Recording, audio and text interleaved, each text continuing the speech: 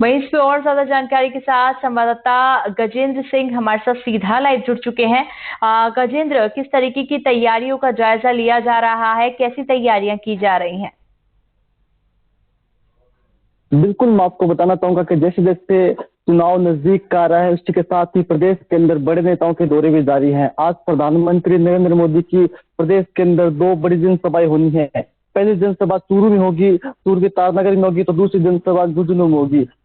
चूरू में होने वाली जनसभा को लेकर मैं आपको बता दूं कि तारनगर में होने वाली है जनसभा में जो नेता प्रतिपक्ष राजेंद्र राठौड़ है, उनके समर्थन में नरेंद्र मोदी आज तकरीबन 10 बजे कार्यक्रम है तारनगर आने का। 10 बजे के आसपास वो अपना संबोधन शुरू करेंगे। इस दौरान बड़ी संख्या में जो भाजपा जो लोग हैं, कार्यकर्ता हैं, वो मौजूद रहेंगे। तारनगर की बात करूं तो यहाँ पर मुकाबला वो काफी कांटे का है और लगातार यहाँ पर जो दिग्गज नेता है देश प्रदेश की वो आ रहे हैं और चुनावी जनसभाएं करें, क्योंकि तारनगर के अंदर मुकाबला वो रोचक है और पूरे प्रदेश की नजर तारानगर विधानसभा सीट पर है। इसके पूर्व में 16 तारीख को Rahul Gandhi, CM Ashok Gehlot, Sachin Pilot, PC chief Govind Singh Dotasra सहित तमाम नेता यहाँ पर आए थे और एक बड़ी जनसभा कांग्रेस प्रत्याशी नरेंद्र बुढ़ानिया के समर्थन में की थी। तो वहीं आज पीएम नरेंद्र मोदी है वो तारानगर की सरजमी पर गरजते हुए दिखाई देंगे। जी बिल्कुल गजेंद्र, देखिए लगातार पीएम मोदी रैलियां, संबोधन, हर एक चीज कर रहे हैं ताकि अपने अपने कैंडिडेट्स को यहां पर विजयी बनाई जा सके।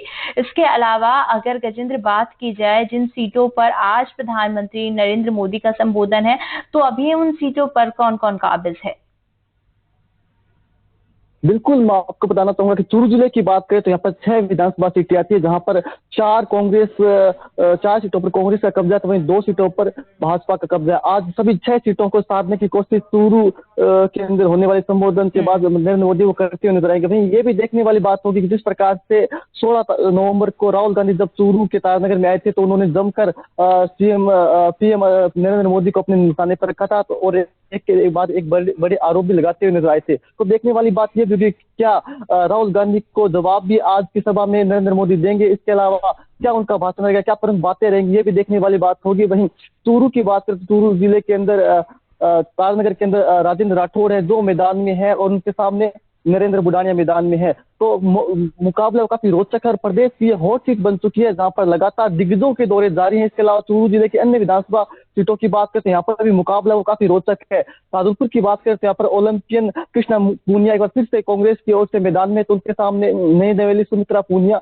मैदान में, वहां पर त्रिकोणीय मुकाबला बना हुआ है। इसके अलावा चूरू की बात करते हैं, यहाँ पर भाजपा के जिला अध्यक्ष हरलाल सारण मैदान में है। चूरू को वैसे भी भाजपा का गढ़ माना जाता है, यहाँ पर लगातार 7 बार से राजेंद्र राठौड़ वो जीतते हुए नजर आए, लेकिन इस बार उन्होंने अपनी विधानसभा सीट बदल दी और वो तारानगर पहुंच गए। चूरू के अंदर हरलाल सारण के सामने जहां कांग्रेस की ओर से रफीक मंडेल है वो मैदान में। इसके अलावा रतनगढ़ की बात करते हैं, यहाँ पर अविनेश महर्षि है भाजपा के, वो मैदान में है और कांग्रेस की ओर से यहाँ पर पूसाराम गोदारा मैदान में है। इसके अलावा सरदार शहर की बात करते हैं, यहाँ पर कहीं ना कहीं त्रिकोणीय मुकाबला है और एससी सीट सुजानगढ़ के अंदर भी रोचक मुकाबला देखा जा रहा है। तो सभी का प्रभाव प्रधानमंत्री नरेंद्र मोदी की सभा से होगा और प्रधानमंत्री मोदी की सभा को लेकर पराक्रम राठौड़ जो भाजपा नेता है उनसे भी हमारी बात हुई थी, तो उनका कहना था कि हम 70 से 80,000 की भीड़ आज इस सभा में जुटाएंगे और निश्चित रूप से इसका असर है वो जिले भर के अंदर होगा। तो अब देखने वाली बात ये होगी कि प्रधानमंत्री नरेंद्र मोदी के संबोधन की महत्वपूर्ण बातें क्या होती है। जिस प्रकार से पिछले दिनों राहुल गांधी ने प्रधानमंत्री के ऊपर हमला बोला, क्या उनका जवाब भी आज प्रधानमंत्री देते हैं, ये भी देखने वाली बात होगी। और कहीं ना कहीं जिले की बात करें तो काफी रोचक मुकाबला है और लगातार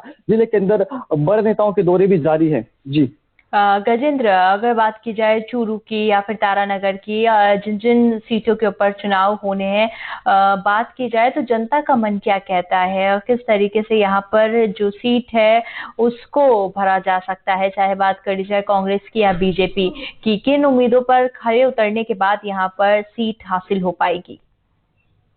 बिल्कुल, मैं आपको बता दूं कि गत 2018 के विधानसभा चुनाव के अंदर कांग्रेस को यहाँ पर 4 सीटों पर जीत मिली थी, जबकि 2 पर कमल खिला था। ऐसे में भाजपा की ओर से प्रयास है कि सभी 6 सीटों के ऊपर वो जीत दर्ज करे। इसी सिलसिले में आज नरेंद्र मोदी की सभा भी होनी है। वहीं यहाँ पर दिग्गज नेता राजेंद्र राठौर भी तारानगर विधानसभा सीट से चुनाव लड़ रहे हैं। और एक इस टिकट वितरण की बात करें तो पूरे के पूरे टिकट वितरणों के अंदर कहीं ना कहीं राजेंद्र राठौर की जबरदस्त चली है। राजेंद्र राठौर ने अपने समर्थकों को यहाँ पर टिकट दिलवाए हैं, तो उनकी ओर से प्रयास होगा कि ज्यादा से ज्यादा कमल यहाँ पर इन सीटों के ऊपर खिले। इसके अलावा कांग्रेस की बात करें तो कांग्रेस यहाँ पर मजबूत मानी जाती है, विशेष रूप से सरदार शहर की बात करें या फिर इसके अलावा सादुलपुर की बात करें तो ये कांग्रेस के गढ़ रहे हैं, इनको फिर से कांग्रेस बताने का प्रयास करेगी। इसके अलावा सुजानगढ़ की बात करें तो यहाँ पर हर बार सुजानगढ़ के लोग हैं वो काफी समझदार माने जाते हैं। यहाँ पर सुजानगढ़ के अंदर वही विधायक जीत के आता है तो सत्ता जिस पार्टी की सत्ता होती है, तो देखने वाली बात ये होगी कि क्या यहाँ पर विवाद बदलता है या फिर राज बदलता है। और रतनगढ़ की बात करें तो यहाँ पर बीजेपी के अभिनेत व्यक्ति जीते गए, तो इनकी ओर से प्रयास है फिर से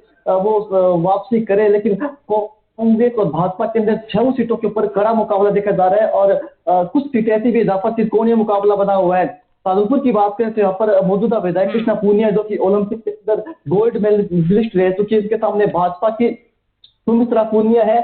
हालांकि इसके अलावा बसपा उम्मीदवार मनोज नागरी भी यहाँ पर कड़ी चुनौती देते हुए नजर आ रहे हैं और मनोज नागरी ने 2013 के अंदर कांग्रेस और भाजपा को दोनों को धूल भी चटा चुके हैं। इसके अलावा बसपा का एक यहाँ पर प्रभाव ये भी रहता है कि हर चुनाव के अंदर बसपा नंबर 2 पे रहती है, तो सादुलपुर के अंदर मुकाबला त्रिकोणीय है। बाकी सदासर के अंदर त्रिकोणीय मुकाबला की 4 विधानसभा सीटों की बात करें अन्य की, तो यहाँ पर भाजपा और कांग्रेस के दिग्गज नेता आमने सामने है।